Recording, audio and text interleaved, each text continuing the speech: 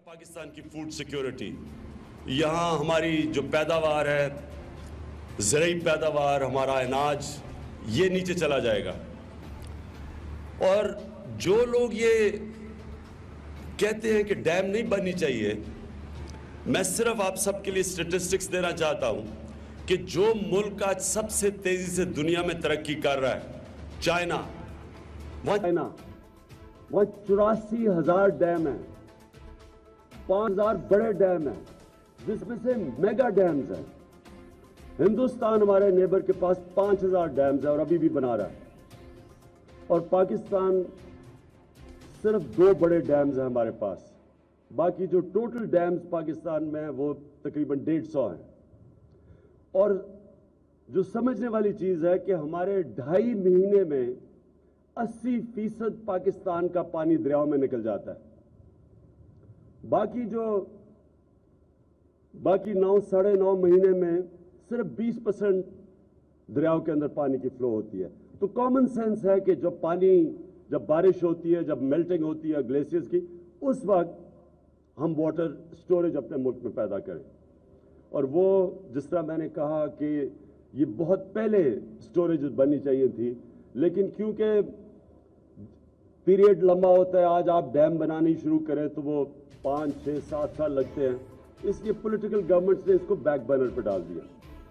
तो हमने ये फैसला किया है कि हमने आते साथ ही मोबिलाइज करना है अपने मुल्क को। मोबिलाइज मुल्क को इसलिए करना है कि हमारे पास पैसा नहीं है डैम बनाने के लिए। हमारा अनफॉर्चुनेटली पाकिस्तान की तारीख पे सबसे ज्यादा कर्जा चढ़ा हुआ है हमारे मुल्क पे। मैं बार लोगों को याद कराता हूं कि 10 साल पहले पाकिस्तान का टोटल कर्जा 6 ट्रिलियन था, 6,000 अरब।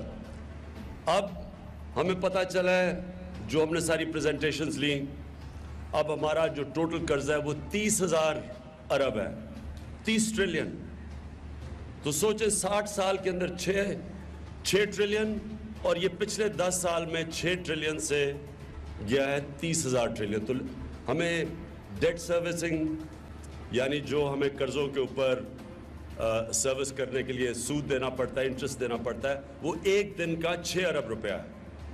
तो असद पूरी तैयारी कर रहे हैं मनी बिल पेश करने की। लोग बड़े घबराए हुए हैं। मैं कहता हूँ लोगों को फिक्र ना करें, हमने बड़ा काम किया इसके ऊपर, इंशाल्लाह वो बुरा नहीं होगा हमारा मनी बिल।